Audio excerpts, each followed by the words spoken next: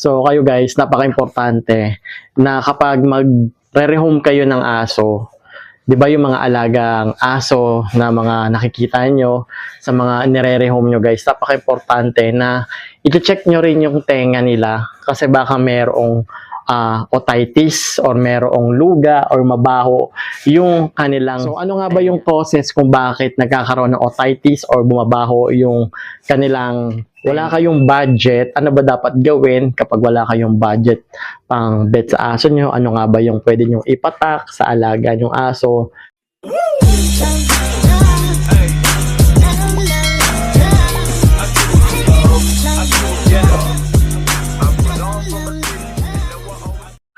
Hello everyone, so andito tayo ngayon.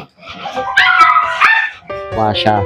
So kayo guys, napaka-importante na kapag mag-rehome kayo ng aso, 'di ba yung mga alagang aso na mga nakikita nyo sa mga nire-rehome nyo guys, napaka-importante na i-check nyo rin yung tenga nila kasi baka merong otitis or merong luga or mabaho yung kanilang tenga. So napaka-importante, check nyo yan kasi minsan nagkakaroon talaga ng infection yung tenga ng aso kapag napabayaan. So ano nga ba yung causes kung bakit nagkakaroon ng otitis or bumabaho yung kanilang tenga? So minsan guys, sa case pwede kasi sa fungal, sa ear mites, tapos bacteria. So ang mangyayari, parang may luga siya na lumalabas. Tapos minsan may mga mass or sobrang baho. So minsan kasi sa food intake din or baka merong food allergy yung alaga nyong aso. So nakakatulong din talaga na pag nakita nyo may sa food allergy yung alaga nyong aso, mag-switch na agad kayo ng ibang food. Talaga, check kayo ng ibang dog food na wala ring chicken flavor. Pwede kayo magbigay ng beef flavor, ganyan. Or yung kailangan din talaga na ipabet nyo na yung aso nyo kapag may mabaho yung kanilang tenga or may ear mites. Napaka-importante. Or kung wala kayong budget, ano ba dapat gawin kapag wala kayong budget pang vet sa aso nyo? Ano nga ba yung pwede nyo ipatak sa alaga nyong aso na merong problema sa tenga? So kailangan guys, yung tenga ng alaga nyong aso, linisin nyo once a week or 2 times a week yung tenga ng alaga nyong aso. Of course, kailangan talaga ipabet para makainom siya ng antibiotic. Importante yon. Pero kung wala talaga, may mga mabibili kayo over the counter sa mga pet shop ng mga pangpatak sa tenga. So napaka-importante nun. Ipatak nyo lang sa tenga nila 2 times a day. Tapos pag nakaipon na kayo ng pang-bet, tsaka nyo na ipabet yung aso nyo. Kasi importante talaga na maalagaan yung kalsugan ng alaga nating aso. So yung tenga nila kailangan i-check nyo yan. Kasi mabaho yan guys kapag talagang napabayaan nyo. Bigong malala, si Rabia kahit gabi na. Sarap maligo gabi.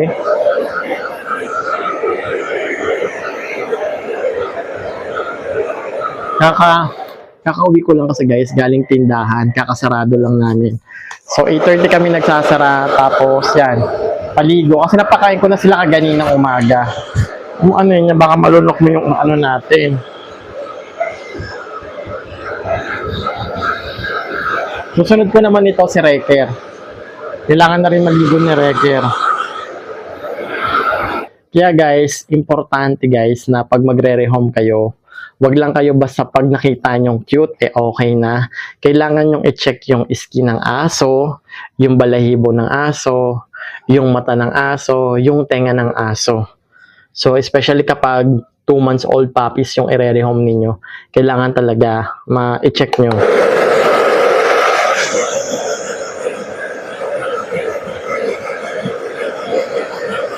Sa paglilinis ng tenga guys, pwede naman kayo gumamit ng wet tissue, yung ganon, yung yung hindi, yung pang hypoallergenic ganon.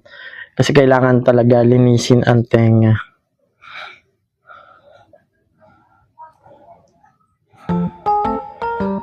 Tsaka gusto naman nila yung nililinis yung tenga nila, guys. Kahit sabihin yung malinis yung aso ninyo, iba kasi yung sa tenga. Higa lang, higa.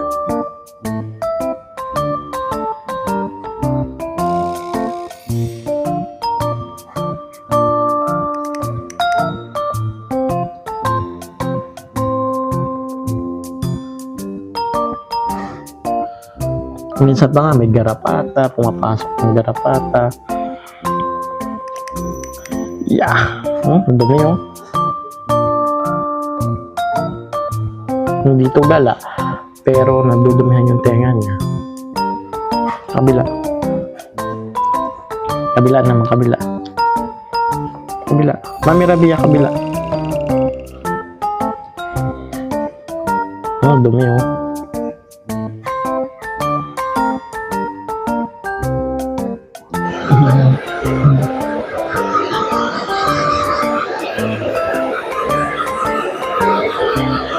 Alam nyo guys, mas maganda yung ganitong gupit ng aso. Ang tawag sa gupit nito ay summer cut. So para sa akin, kung marami kayong aso, I suggest or highly recommend na ganito yung gawin ninyo. Lalo na kapag nagtatrabaho kayo. Kasi pag pinaliguan mo sila, mabilis lang matuyo. Kasi nga, manlipis lang yung balahibo nila. Ang tawag dito summer cut. Maganda rin yung puppy cut kung masipag kayo mag-brush-brush. So napaka-importante guys, yung tenga nila, yung mata ng aso, yan, yung ano nila, organs, yung kidney. Kasi madaling tamaan din yung kidney nila ng sakit sa bato. Lalo na kapag masyadong masalty yung pinapakain nyo, tapos nagpapakain pa kayo ng table food. So ito si Mami Rabia guys, is nasa 5 years old na yata to, or magsi 6 na. Yan naman, love na love na love na love na love na love na love natin si Mami Rabia. Diba, Mami Rabia?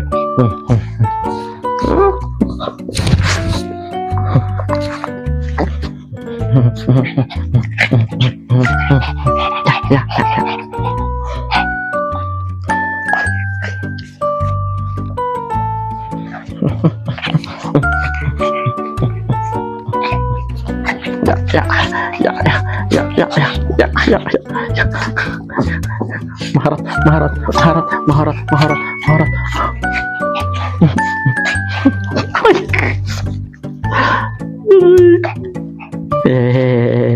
Dala.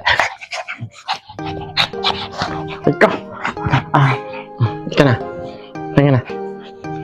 Masyadong hyper. At yung mga aso ko guys, puti na lang talaga, hindi sila mga sobrang aggressive na mga tipo ng aso. Sobrang sobrang babait nila, promise. Mabilis nga manakaw to pag pag may pumunta, tapos mabilis lang to damputin. Sobrang bait.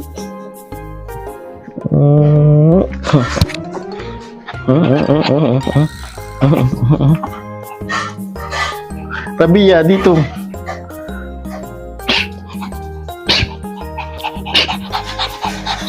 Gusto lumabas nito.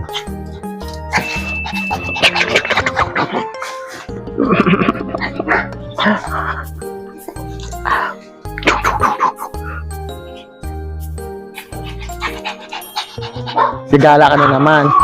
Hindi ka pwede lumabas. Dito lang, bawal lumabas.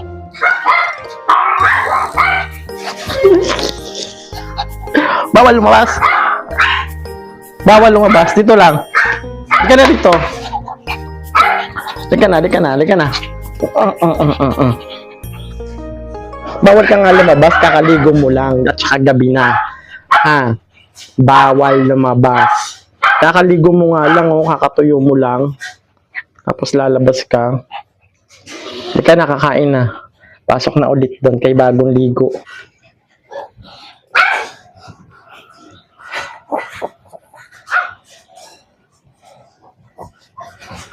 Tapos nga natin magpaligo ng mga alaga nating aso, si Rabia at saka si Reker. And then yung iba, next day ko na silang papaliguan.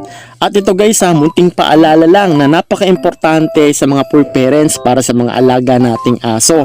Lalong-lalo na kung bago ka pa lang sa pag-aalaga ng aso, wala ka pang alam, napaka-importante ng pagmamap at pagdidisinfect ng sahig. At dahil sa pagdidisinfect, may iwasan natin pumasok yung parvovirus at saka distemper sa loob ng bahay natin. At sa mga hindi nakakaalam at sa mga bago pa lang nag-aalaga, ang parvo at saka distemper ang mortal na kaaway ng mga poor parents katulad natin. Dahil nga naman talaga mang sobrang bilis kumalat ng sakit na to at talagang nakamamatay. Kaya niyang ubusin yung alaga nating aso. Lahat yan kaya niyang ubusin sa isang linggo lang. At kaya naman, munting paalala lang sa mga bagong for parents na mag-disinfect tayo ng sahig. Ano bang magandang gamitin pang disinfect? So ako guys, based sa experience ko, minsan ginagamit ko talaga Sunrox na kulay violet or kulay red. Pero kung may budget kayo, may mga disinfectant naman na nabibili sa Shopee, sa Lazada, sa TikTok. Kung saan nyo mas prefer bumili, pwede rin naman mga powder. Basta bumubula at talagang malilinis yung sahig ninyo. At kaya naman guys, tandaan ninyo yung mga tenga ng mga alaga nating aso, napaka-importante niyan na kasi pwede basukan ng mga ear mites yan, talagang babaho. Pero kung may budget naman kayo, ipabet nyo na yung alaga nyong aso para naman makainom siya ng antibiotic o nararapat na gamot para sa tenga niya. At kung wala naman kayong budget, bumili na lang kayo sa Shopee, sa TikTok ng mga ear drops na talaga namang nakakatulong para mapatay yung mga ear mites sa loob niya at saka malinis. Ang paglilinis ng tenga ng alaga nating aso, pwedeng once a week o kaya 2 times a week. So nasa inyo na yun guys, pero mas maganda parati nyong i-monitor yung tenga ng alaga nyong aso para hindi naman bumaho.